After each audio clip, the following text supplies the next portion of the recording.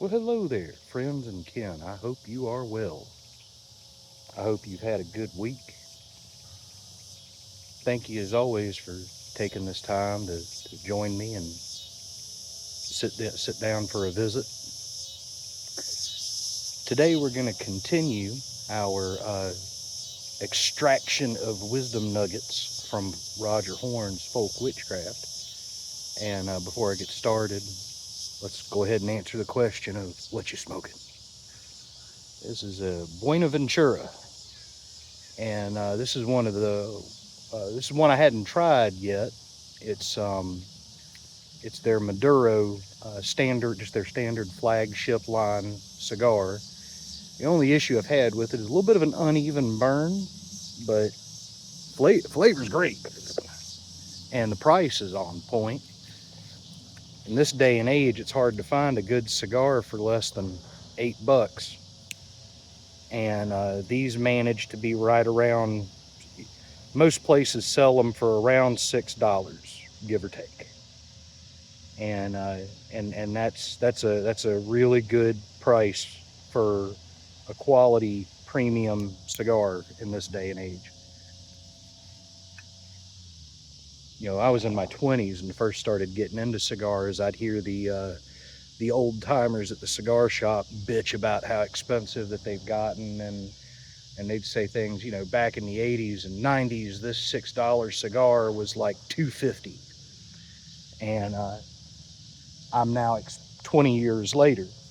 I'm now experiencing that same thing where the cigars that I was smoking in my 20s that were around $5-6 a pop, most of them are between $9 and $11 now. Some as much as 12. And so finding a good premium smoke for around $6, kind of hard to come by. And this company Buenaventura, they definitely have that. Uh, they have that market cornered, because even their higher end premiums only run like shit. They're only maybe 8 to 10, usually around $8 or $9, which is not bad at all. So that whole brand, that whole line, highly, highly, highly recommended for the cigar lover. Now that we got that out of the way,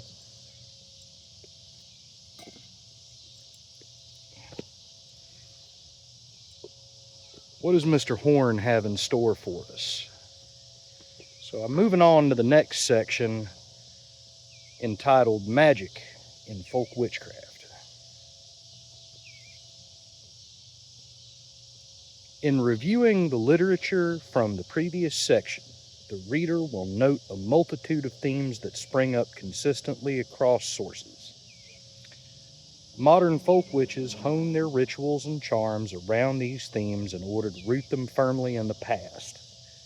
Let's dissect a few of the most important themes that appear in witch lore in order to assemble a basic structure for the practice of folk witchcraft for the modern solitary practitioner. In the lore, witches perform magic to help and to hurt, although many mid-century writers on witchcraft claimed adherence to a threefold law, or belief in a simplified form of karma that would return a casting to its sender.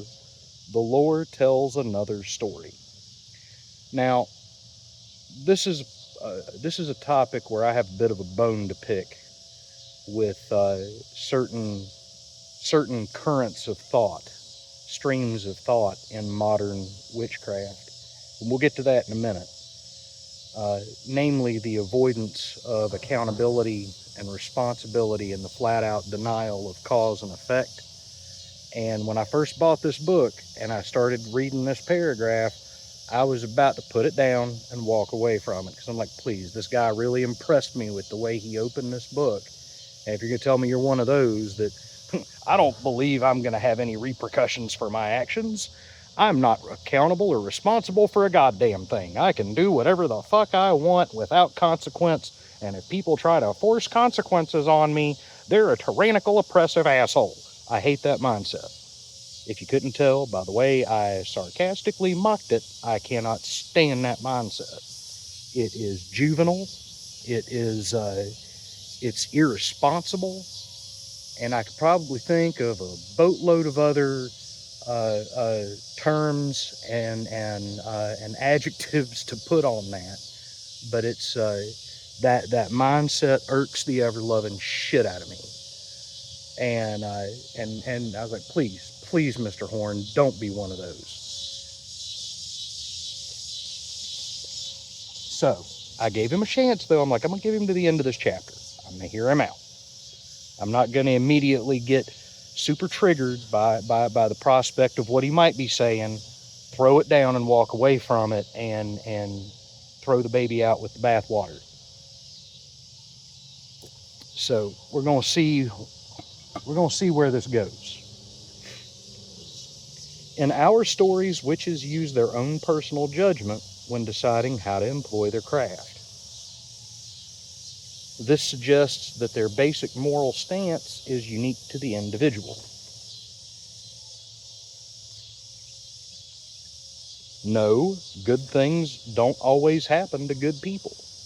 Those who commit atrocities won't necessarily get their just deserts. If there is to be any justice in the world, it is the justice that we create through our choices and our magics. This is where he started pulling me back in.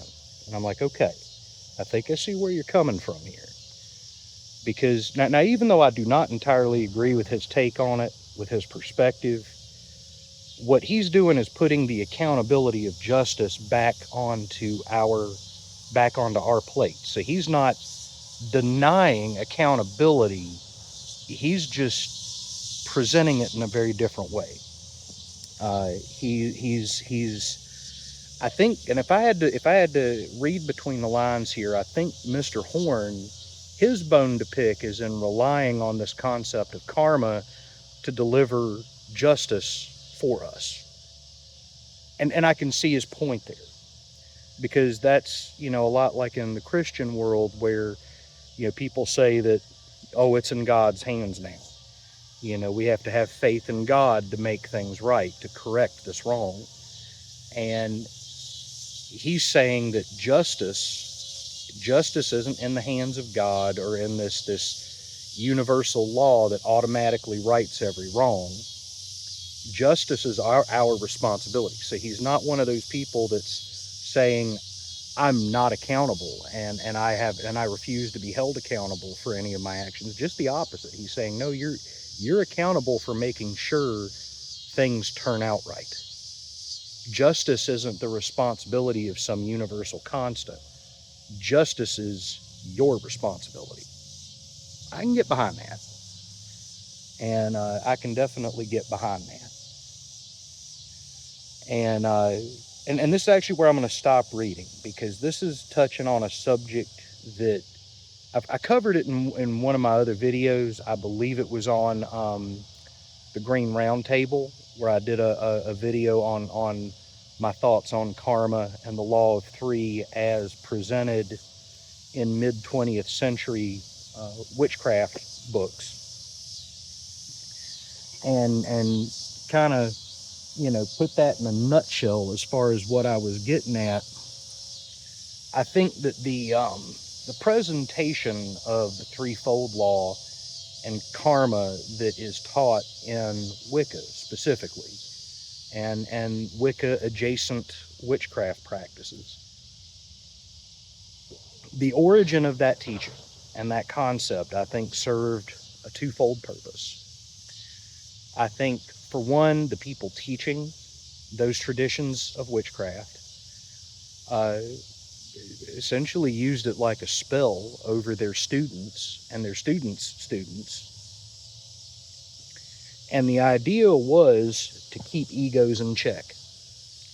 If you convince somebody, well, not convince them, but if you hold them accountable to this precept, this concept that all of their actions magically are going to return to them threefold. So if you just go around blasting people over and over and over again, I mean, yeah, you're going to hurt them, but you're going to hurt yourself at the same time. If you go around helping people, you're going to receive that abundance back amplified. So it was encouraging people to use magic for benevolent purposes, and to basically not be an egotistical dick, which sadly some of them ended up being. Anyway, but to a point, many of them, may or may not have gotten what they deserved. There's a lot of stories there, I feel like, are in the shadows, and we don't have all the pieces of the picture, and may not ever. But needless to say, a lot of the people that were responsible for teaching that law and coming up with it, there were a handful of them that, they didn't have the happiest of endings. Of course, to be fair, neither did a lot of major movers and shakers in the magical traditions.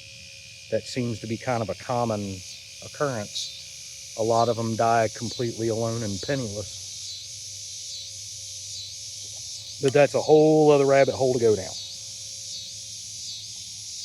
So that's one element, kind of the ego check.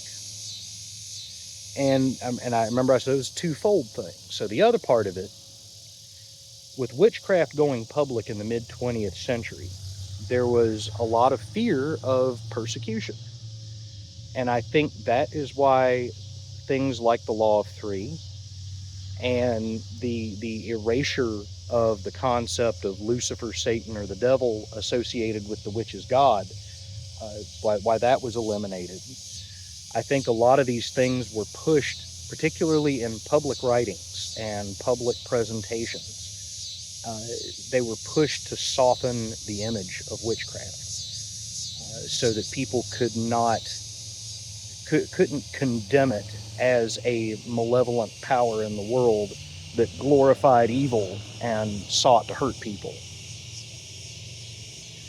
And a lot of people today, a lot of witches today who are younger, don't have any memory of the Satanic Panic. And my memory of it isn't even the best, because I was very young, and some of the worst elements of it and the worst stories that resulted from that time period, some of them did happen before I was born. But the mindset prevalent in the Satanic Panic and that pushed it and gave it life is very much alive and well during my childhood. I remember people believing that there were satanic cults that were poisoning kids' candy at Halloween. And now other people didn't believe it was satanic cults. It was just psychopathic serial killers. But there were some people that believed it was a coordinated satanic effort. And that was not uncommon, particularly in churches, not so much in society at large, but in churches, for people to believe that.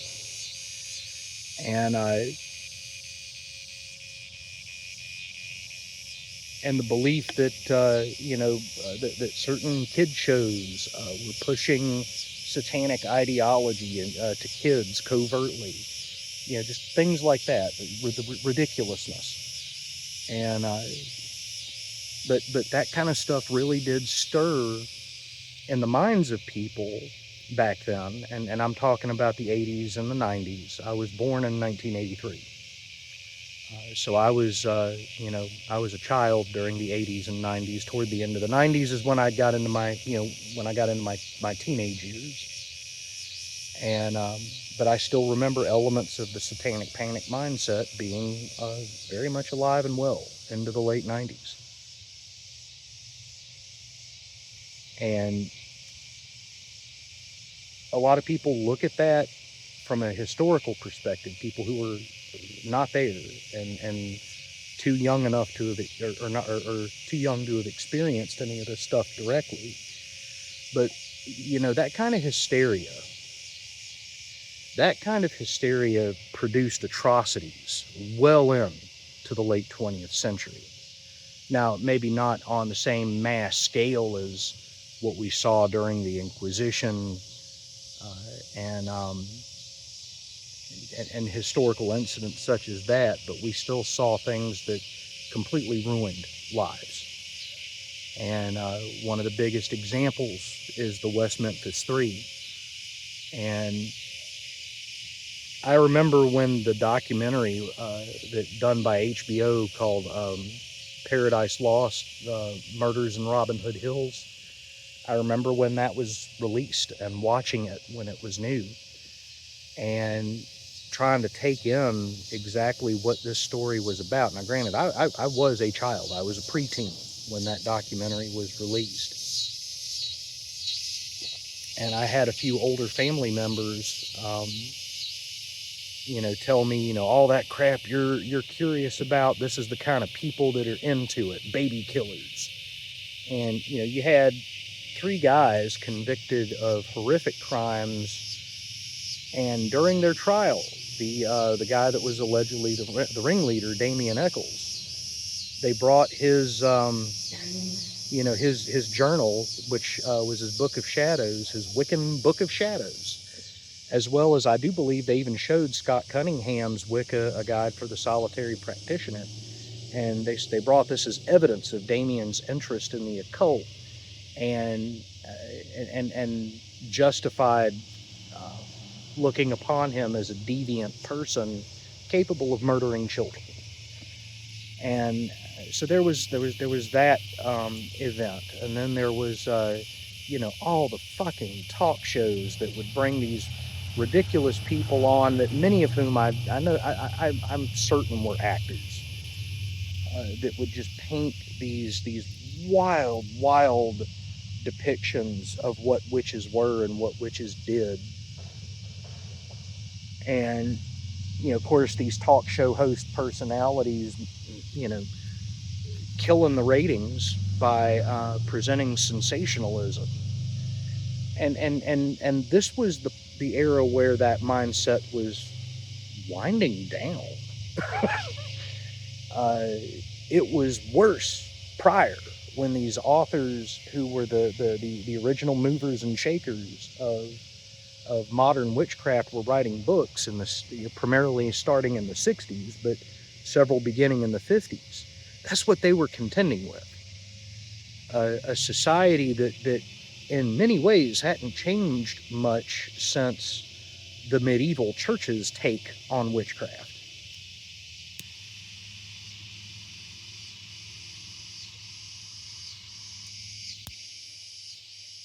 And the result was, in that period of time, from the 1950s well through the 1990s, coming out as a witch in the open could cost you your job. It could, in the case of the West Memphis Three and Damien Eccles, it was something used to help condemn him for a horrible act of grotesque violence toward 3 innocent children. It was used as a nail in the coffin to damn him to either execution or life in prison. There were people that, if they were renting a house and the landlord found out they were witches, they would decide not to renew their lease, and so they'd lose their home. I recall hearing several stories about that when I was young. It could prevent you from getting a job, and it could even be a motivator for an employer to terminate you. So again, when Wicca, and Wicca, and the Wicca, the Wiccan tradition of witchcraft was becoming more and more public, I think they were doing everything in their power to soften that image and distance themselves from anything satanic and overly malevolent. And so they push this idea that they do have ethics in their magic, and they do believe in this concept of karma that tells them that whatever they do is going to be returned unto them. And they don't worship the devil. They have nothing to do with the devil. And they tried to completely scrub away any association with the names of Satan or Lucifer or devil.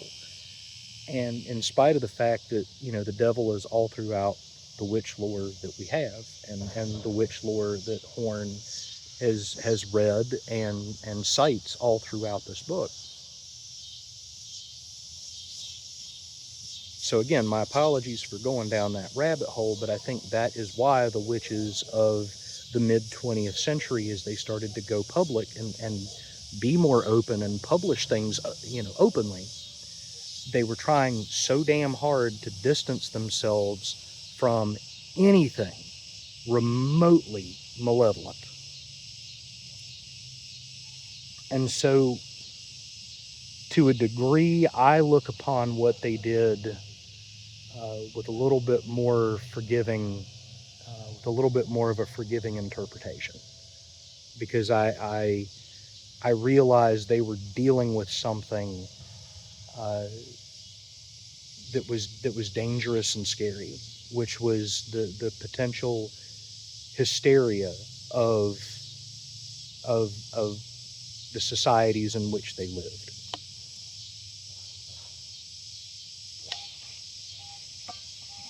Now, that being said, do I believe in the threefold law? Do I believe in karma as it's taught by Wicca? No.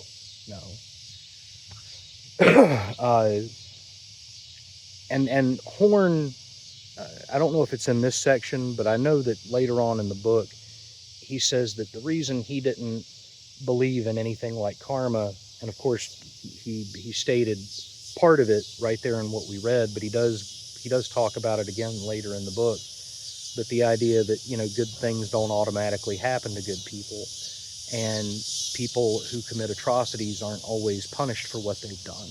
And he's right. He's very right. But I think that that's a misunderstanding of how karma functions, because in its original context, in Eastern religions where the word was taken from, there are conflicting schools of thought regarding how karma works. So even in its original context, there were disagreements on how it manifested and how it functioned. When you commit horrible things, does the punishment come to you immediately? Does it come at you later down the line? Does it factor into how you're reincarnated in your next life? Is it, does it affect you in some sort of afterlife? And it's hotly debated. It's very hotly debated, and there is no consensus over which one is right. And then, of course, there are schools of thought that say, D, all the above. And sort of where I lean. I think that there's a potential for all of those to factor in. It's entirely dependent upon the context. I don't believe in a one-size-fits-all interpretation of cosmic law or cosmic functions. Everything is highly contextual and depends on the specifics of each individual situation. But I think it's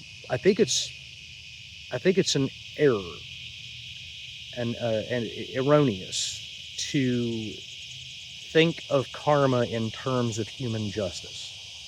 And I think that's where Horne, and I'm not saying he's wrong about anything he has presented. I think he is right. I think he and I describe the same thing from different perspectives. That's kind of what I'm getting at. And I think that he's not presenting the whole picture. And it's not on purpose. It's not, I don't think he's trying to misguide or mislead anyone. But I think that there's, the picture he's painting is leaving something out. And this is what's being left out. That act of equating something like karma, like a cosmic level law of cause and effect, with human notions of justice. They're completely different things. And there's an example that from my own personal experience that I often like to cite when talking to people about my take on this cosmic law of cause and effect. Is I used to have some relatives through my former marriage who, let's just say, they made a lot of bad life decisions. Never seemed to spend a lot of time in jail. Never really had any sort of severe punishment for any of their actions, and their actions harmed numerous people, including children.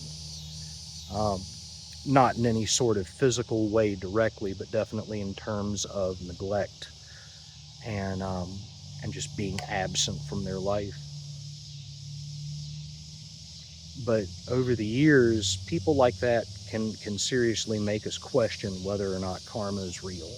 We have these horrible people that continually do horrible things, and why are they never punished? Why is there never any justice? So therefore karma is not real. Well, again, cosmic forces don't pattern themselves after human justice ideology. Sorry.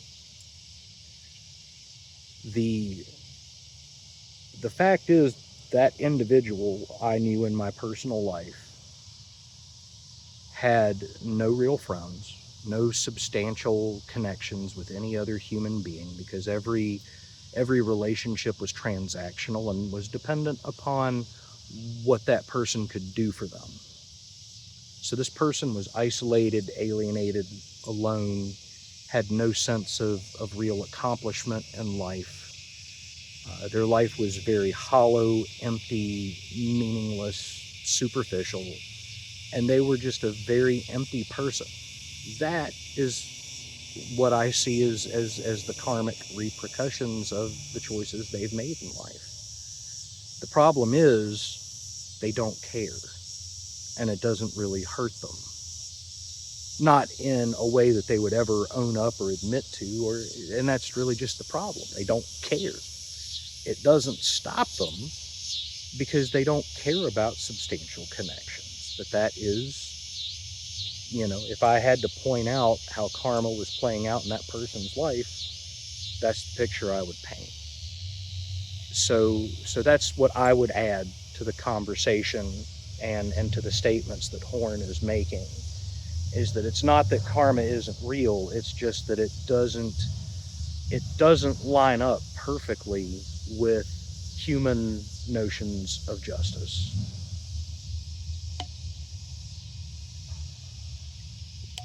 And now that I've been on that tangent for a while, as you can tell, this is something that gets under my skin quite a bit. And I know I shouldn't let it. But everybody, I think, has a topic or two that just gets their goat. It's an appropriate expression for a witch, and that's one of mine.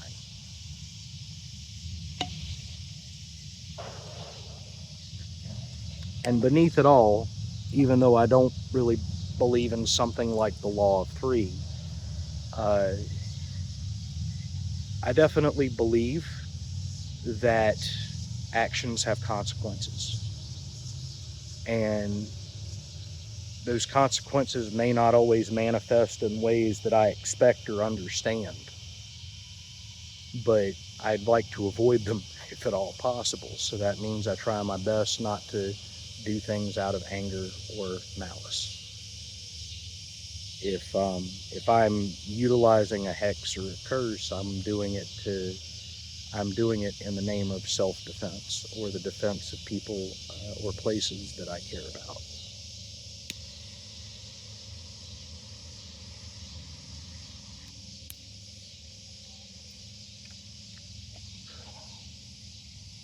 Now, the other thing Horne does mention later on, and I'm going to paraphrase this because he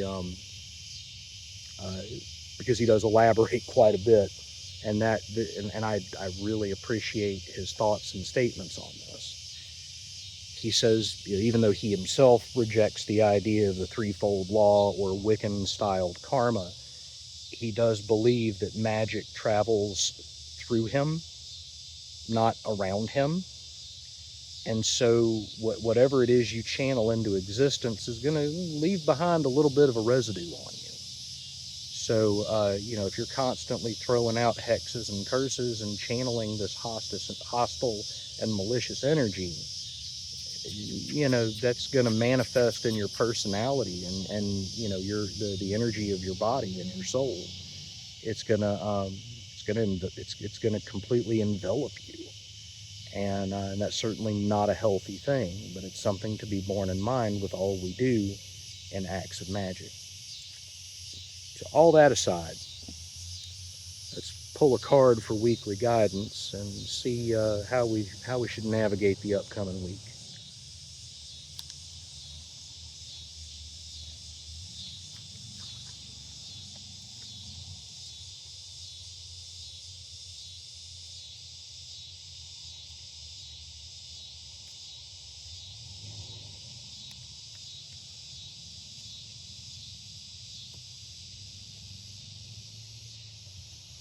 The only card I need is the Ace of Spades. The Ace of Spades.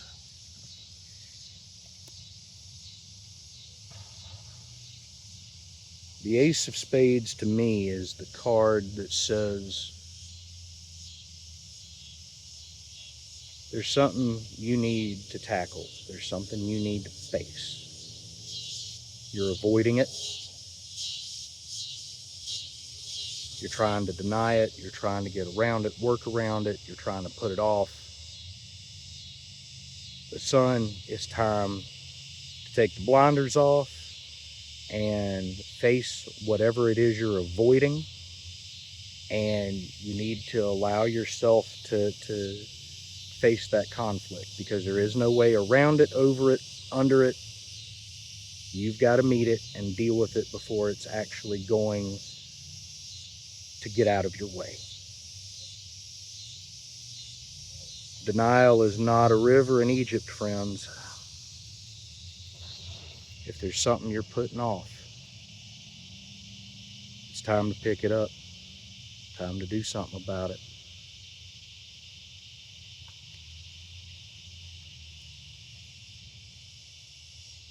Problems don't solve themselves. With that, friends and kin, as always, it is a blessing to spend this time with you. Thank you for coming over for a visit. I hope you have a wonderful week, and I'll see you next Sunday.